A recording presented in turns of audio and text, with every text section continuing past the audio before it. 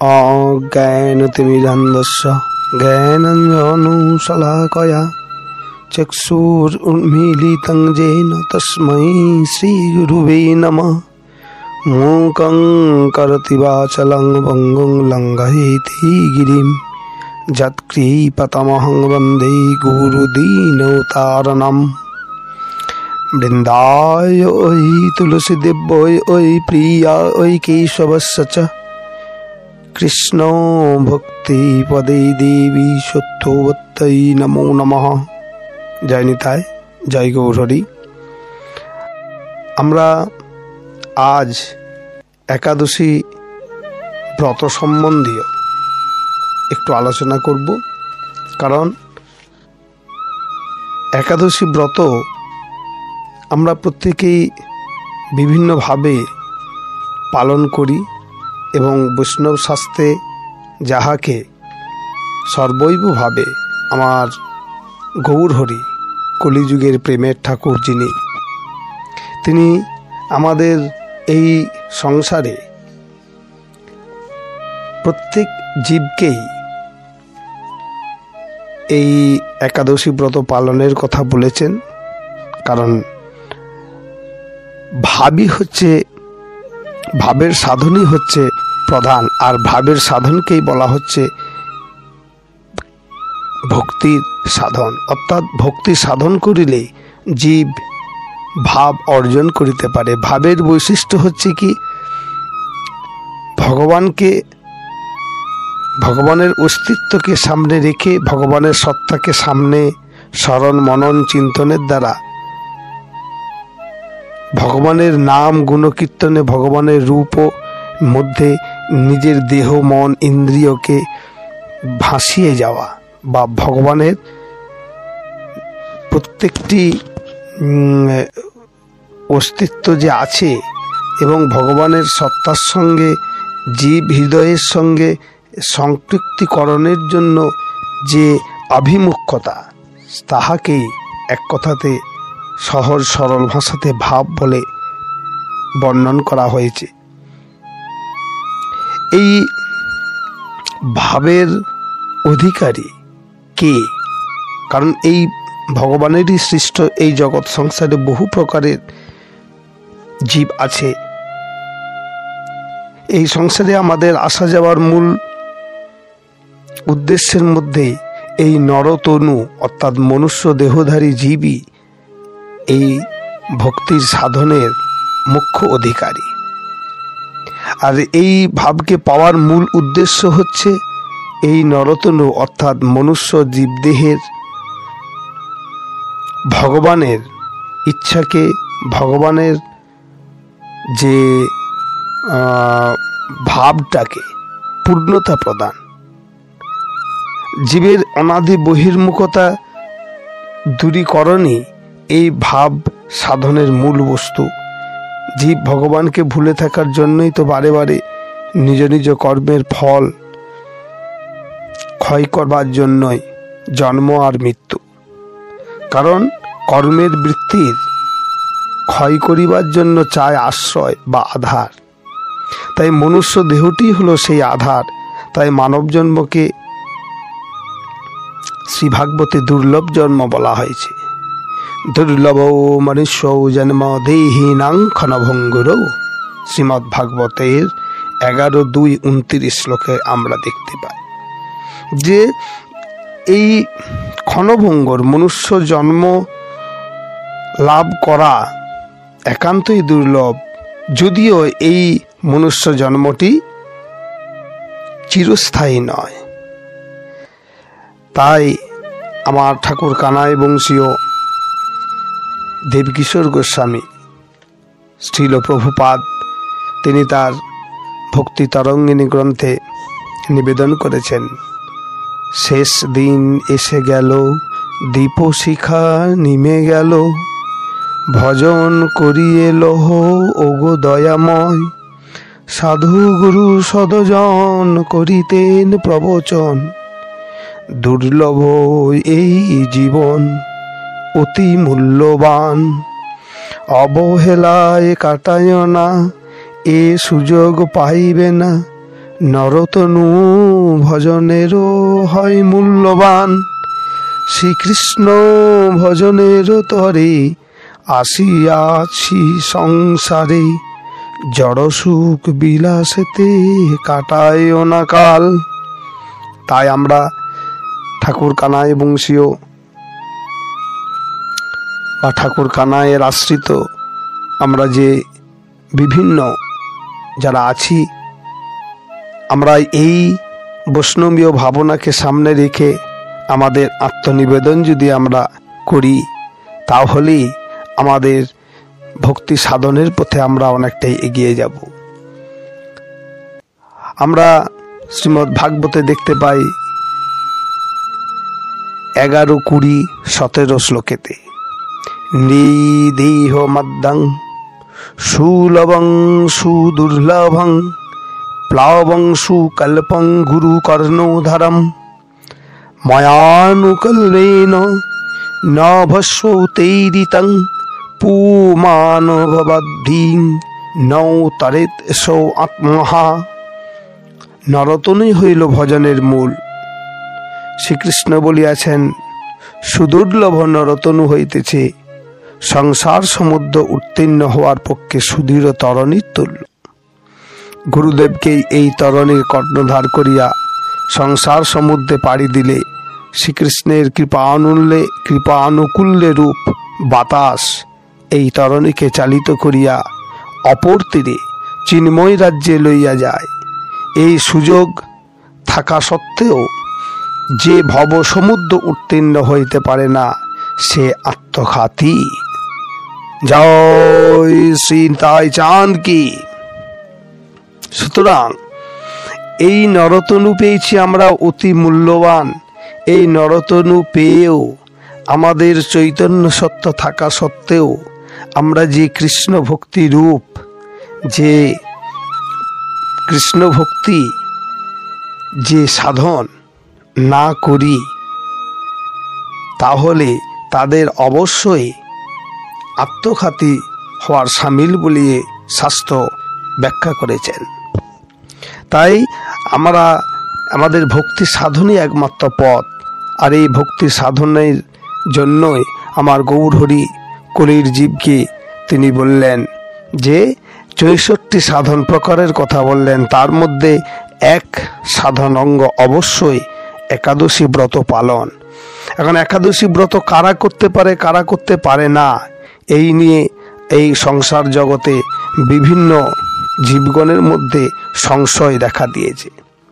তাই আমরা বৈষ্ণব শাস্ত্র থেকে, আমরা লঘু ভাগবতামৃত গ্রন্থ থেকে দেখতে কিছু কয়েকটি লাইন বা কয়েকটি শ্লোক উল্লেখ করে আজকে তার সেই মীমাংসা করবার জন্য আমরা উপস্থিত হয়েছি। যদিও এই ক্ষণভঙ্গুর এই অধম অজ্ঞানী মূর্খ জীবের কোনো যোগ্যতাই নেই, তবুও আমরা সেটা চেষ্টা করছি। ব্রাহ্মণো ক্ষত্রিয় বিশং শূদ্রাণং চৈব শোষিতম মোক্ষোদং কুর্বোতং ভক্তা বিষ্ণু প্রিয়তরং দ্বিজা। ব্রাহ্মণ, ক্ষত্রিয়, বৈশ্য, শূদ্র ও স্ত্রীলোক ইহাদের যে কেউ হোক না কেন, সকলেরই একাদশী ব্রত একান্তই পালনীয় কর্তব্য। ইহা বিষ্ণুর প্রীতিকর এবং এই ব্রত পালন করিলে মায়া বন্ধনাদি হইতে মোক্ষ লাভ হইয়া থাকে। সুতরাং কোনো জাতি বিশেষের কোনো কিছু নয়, কোনো নির্দিষ্ট শ্রেণীর এই ব্রত পালনের অধিকার আছে, আর কোনো নিচ জাতির বা অন্য কোনো জাতির অধিকার নেই। ব্রাহ্মণ, বিপ্র, জ্ঞানী, পণ্ডিতই এই একাদশী ব্রত পালন করিতে পারে তাহা নয়। এই সংসারে সকল প্রকারের, সকল জাতিরই, সকল বর্ণের, সকল আশ্রমিকই এই একাদশী ব্রত একান্তই পালনীয়। এই প্রসঙ্গে আরও একটি প্রশ্ন থাকতে পারে যে একাদশী ব্রত পালনকারীর ক্ষেত্রে কি কোনো বয়স সীমা আছে কি না, কি বৃদ্ধ বয়স, কি কম বয়স, কি আবার এই সংসার সমাজে দেখতে পাই কেহ কেহ বলে শুধু বিধবারাই একাদশী করতে পারে, সধবাদের কোনো অধিকার নেই। কিন্তু শাস্ত্র বলছে তা নয়। 8 বৎসর হইতে 80 বৎসর কি বলছেন? অষ্টাবর্ষাধিকমর্তে অপূর্ণ শীতিবৎসরা একাদশমুপবসেত পক্ষয় ও রুভয়োবপি। অর্থাৎ 8 বৎসর হইতে 80 বৎসর বয়স পর্যন্ত সকলের পক্ষে সেই একাদশী ব্রত একান্তই পালনীয়। কোনো নির্দিষ্ট বয়সের ক্ষেত্রে এই ব্রত পালনের নির্দেশ নাই, সকলেই এই ব্রত পালন একান্তভাবেই করা কর্তব্য। তাই আমরা এই সমাজের যে সকল ছোট ছোট প্রশ্নগুলো ছিল বা যে সকল মনের ভিতরে সংশয়গুলো ছিল, এই শাস্ত্র বাক্যের মধ্যে দিয়ে আশা করা যায় আমাদের সেই সংশয়গুলো দূরীভূত হবে। আর এইটুকু সময়ের মধ্যে যেহেতু এত কিছু, সকল কিছুই, কারণ এই একাদশী ব্রত প্রত্যেকটি ব্রতেরই নিজস্ব একটা বিধি বা নিয়ম আছে। সেই বিধি বা নিয়ম এইটুকু সময়ের মধ্যে সর্বপ্রকারে সকল বিধি নিয়মকে উপস্থাপনা করা এই অজ্ঞ জনের বা এই অধমের ক্ষেত্রে সম্ভবপর নয়। আমার কানু ঠাকুর যদি কৃপা করেন, পরবর্তী সময়ে আমরা এই আরও একাদশী ব্রত সম্বন্ধীয় কিছু যে বিধি নিয়ম নীতি আছে সেগুলো আমরা বলবার চেষ্টা করব। জয় নিতাই, জয় গৌরহরি, জয় শ্রী ঠাকুর কানাই প্রভু কি। সনাতন ধর্মের ধারক এবং বাহক এবং সনাতন ধর্মের আমার গৌরসুন্দরের যে মত, সেই মতকে আশ্রয় করে বর্তমান সংসারে কলিযুগের জীবকে একান্তভাবেই পালনীয় কর্তব্য। এবং সেই জীবগণ যদি আমার গৌরসুন্দরের সেই পথকেই পাথেয় করে চলতে পারে, তবেই জীবের কর্মের ক্ষয় সম্ভব হয়। এই গৌরসুন্দরের দেখানো পথের মধ্যে সাধন, ভক্তি সাধন করিবার জন্য যে সাধন অঙ্গের কথা বলেছেন, তার মধ্যে একাদশী ব্রত এক সাধন অঙ্গ। তাই এই একাদশী অর্থাৎ ফাল্গুন মাসের শুক্লপক্ষের একাদশী তিথি মাহাত্ম্য এবং এই একাদশী ব্রত পালনের প্রভাবে জীব কিভাবে সাধন ভজনে এগিয়ে যেতে পারে, তার দৃষ্টান্ত হিসাবে এই একাদশী মাহাত্ম্য কথার বর্ণনের মধ্যে দিয়ে তুলে ধরা হয়েছে। যাই হোক, ফাল্গুন মাসের শুক্লপক্ষের একাদশী তিথিকে আমলকি একাদশী তিথি বলা হয়। এই একাদশী দেবী জীবের ভগবানের উপাসনার বাধাকে অর্থাৎ মলিনতা ও চিত্তের যে আবরণ পরিবর্তন করে অর্থাৎ ধৌত করে দেয়, চতুর্বর্গ ফল লাভের পথ প্রশস্ত করেন বলে ইনি শ্রী শ্রী আমলকি একাদশী দেবী নামেও পূজিতা। এই একাদশী দেবীর মাহাত্ম্য বর্ণন বিভিন্ন পুরাণ অনুসারে বিভিন্নভাবে বর্ণনা করা হয়েছে। এই ব্রতকারী এই দিনে আমলকি বৃক্ষতলে রাত্রি জাগরণ করিলে সহস্র গাভীদানের ফল লাভ হয়। যুধিষ্ঠিরের জিজ্ঞাসার উত্তরে ভগবান শ্রীকৃষ্ণ বলিলেন, পুরাণে মান্ধাতা নিজ গুরু মহাত্মা বশিষ্ঠকে এই বিষয়ে জানিতে চাহিলে শ্রী বশিষ্ঠ ঋষি যা যা বলিয়াছিলেন তা আমি তোমাকে বলিতেছি, মনোযোগের সহিত শ্রবণ করো। পূর্বে ব্রহ্মার রাত্রিতে দৈনন্দিন প্রলয় উপস্থিত হলে স্থাবর জঙ্গম সহ দেবতা, অসুর ও রাক্ষস সবকিছু বিনাশ হইয়া যায় এবং দেবতাদের এই যে অর্থাৎ ব্রহ্মার রাত্রি এবং দিন, এইটি দিন হচ্ছে সৃষ্টি, রাত্রি হচ্ছে প্রলয়। আবহমান কাল ধরে বর্তমান সময়ের মধ্যেও তাহাই চলিতেছে।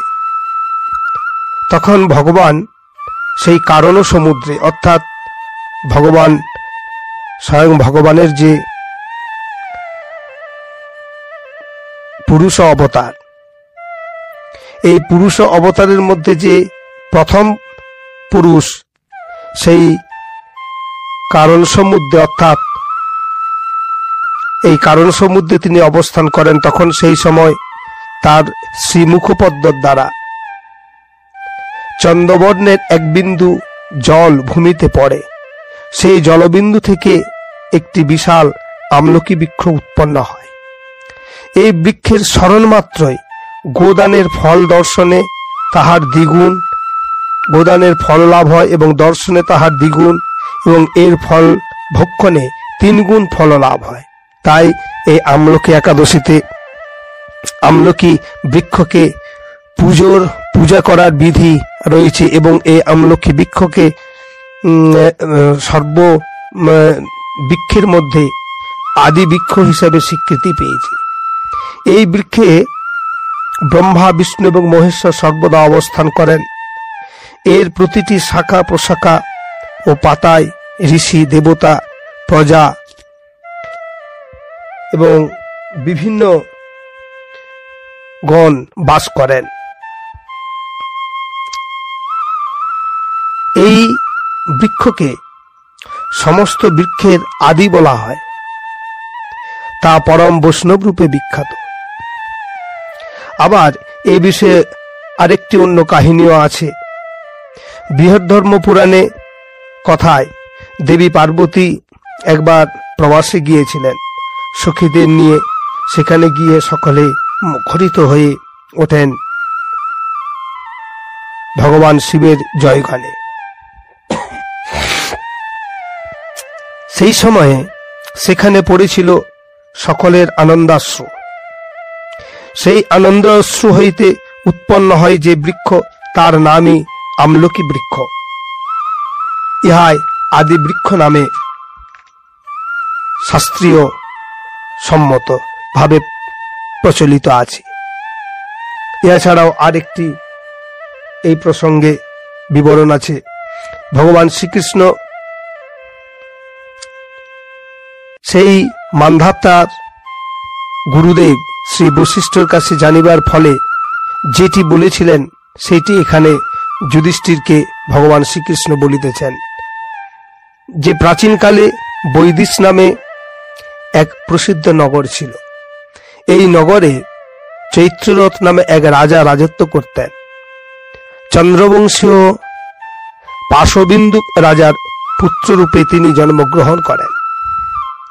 তিনি অত্যন্ত শক্তিমান ও ঐশ্বর্যশালী ছিলেন। শাস্ত্রজ্ঞানেও ছিলেন অতি সুনিপুণ। তার রাজ্যের সর্বত্রই মনোরম আনন্দপূর্ণ এক দিব্য পরিবেশ সর্বদাই বিরাজ করিত। কোনো প্রকার অভাব, অমঙ্গল এবং ক্লেশ বা দুঃখ থাকিত না। এইভাবে রাজা চৈত্র রাজ্যবাসীকে লইয়া সুখে জীবন যাপন করিতেছিলেন। এমনই একদিনে, যাহা ফাল্গুন মাসের দ্বাদশী যুক্তা আমলকি তিথি সমাগত হওয়ায় রাজ্যের সকলে এই ব্রত পালনের সংকল্প করিলেন, এবং ওই দিন প্রাতে স্নানের পর প্রজাদের নিয়ে রাজা শ্রী ভগবান বিষ্ণুর মন্দিরে স্নান সেরে শ্রী ভগবান বিষ্ণুর মন্দিরে যান। সেখানে সুবাসিত জলপূর্ণ কলস, ছত্র, বস্ত্র, পাদুকা, পঞ্চরত্ন ইত্যাদি দিয়া সাজিয়ে তার ধূপ দীপ সহযোগে মুনি ঋষিদের দ্বারা শ্রী পরশুরাম মূর্তি সমন্বিত আমলকি বৃক্ষ পূজা করেন। হে পরম পুরুষ, হে করুণাকর, সুখবর্ধক, হে ধাত্রী, হে পাপ বিনাশিনী, আমলকি তোমাকে প্রণাম। আমার অর্ঘ্যজল গ্রহণ করো। এইভাবে উক্ত দিনে যথাবিধি পূজা স্তব স্তুতির দ্বারা, নিত্য গীত এবং ভগবানের নাম গানের দ্বারা রাজা ভক্তিভরে সেই বিষ্ণু মন্দিরে রাত্রি জাগরণ করিতে লাগিলেন। এমন সময় দৈবযোগে এক ব্যাধ সেই স্থানে উপস্থিত হইলে হইলেন। এত জনসমাগম এবং এই জনসমাগমের হেতু কি তাহা জানিবার জন্য উক্ত ব্যাদ সারাদিন কিছু আহার না করিয়াই সেই স্থানে উপস্থিত হইলেন কিছু আহারের আশায়। রাজা তৎসহ প্রজাবর্গের সহিত ব্যাদ রাত্রি জাগরণ করিলেন। যেহেতু এই দিন আহারের কোনো বিধান নেই, তাই রাজা এবং প্রজাগণের আহারের বিধি মান্যতার জন্য ব্যাদও কোনো কিছু আহার করিলেন না। পরের দিন রাজা নিজে প্রজাবর্গদের নিজ নিজ বাড়ি ফিরিয়া গেলেন, প্রজাবর্গদের নিয়ে নিজ নিজ বাড়ি ফিরিয়া গেলেন। ব্যাদও তার নিজ বাড়ি ফিরিয়া গেলেন। ইহার কিছুদিন পর ব্যাধের মৃত্যু হইল। ফাল্গুন মাসের শুক্লপক্ষের আমলকি একাদশীর ব্রত পালনের প্রভাবে উক্ত ব্যাদ এক রাজ্যের অধীশ্বর রূপে পরবর্তী জন্মগ্রহণ করেন। রাজ্যের নাম ছিল জয়ন্তী। এই জয়ন্তী নগরে রাজা ছিলেন বিদুরথ। এই বিদুরথের পুত্র রূপে ওই ব্যাদ জন্মগ্রহণ করেন। নামকরণ হয় বসুরথ। সূর্যের মতন তেজস্বী, চন্দ্রের মতন কান্তিমান ও পৃথিবীর মতন ক্ষমাশীল ইত্যাদি বিভিন্ন গুণে গুণান্বিত এবং পরম বিষ্ণু ভক্তপরায়ণ। একদা রাজা শিকারে বাহির হইয়া শিকারের নেশায় কতখানি গভীর অরণ্যে প্রবেশ করিয়াছেন তাহা বুঝিতে পারেন নাই। তাই যখন বাহ্যজ্ঞান হইয়াছে তখন দেখিলেন কোন রাস্তা পাইতেছেন না। তাই ঘুরিয়া ঘুরিয়া ক্ষুধিত তৃষ্ণার্ত হৃদয়ে ও ক্লান্ত শরীরে অচেতন হইয়া পড়েন। উক্ত সময়ে পর্বত নিবাসী কিছু ম্লেচ্ছ রাজাকে উৎপীড়ন করিতে লাগিল।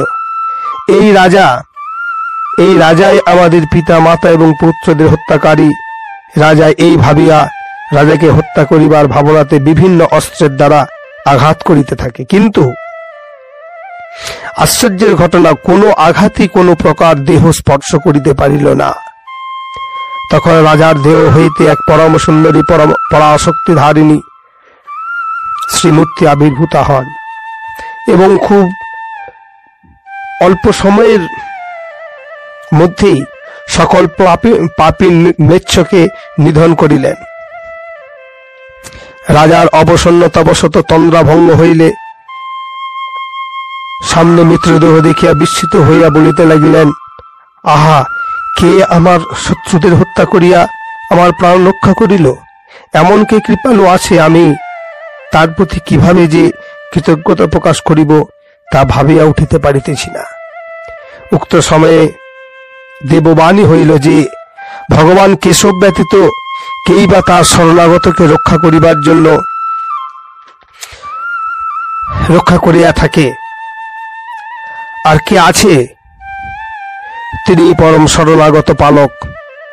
দৈববাণী শুনিয়া ভক্তিযুক্ত চিত্তে গৃহে ফিরে গেলেন এবং প্রজাসহ মহাসুখে ইন্দ্রের মতো নিষ্কণ্টক রাজ্য ভোগ করিতে লাগিলেন। বশিষ্ঠ বলিলেন, হে রাজন, যে জীব এই পরম উত্তম আমলকি একাদশী ব্রত পালন করেন তিনি নিঃসন্দেহে বিষ্ণুলোক প্রাপ্ত হন, এবং এই একাদশী মাহাত্ম্য কথাও যে বর্ণন করেন এবং যে জীব এই একাদশী মাহাত্ম্য কথা শ্রদ্ধা সহিত শ্রবণ করেন তিনিও ভগবান বিষ্ণুর কৃপা লাভ করিয়া থাকেন। জয় নিতাই, জয় গৌরহরি, জয় শ্রী কানু ঠাকুর, জয় শ্রী কানু ঠাকুর, জয় শ্রী কানু ঠাকুর।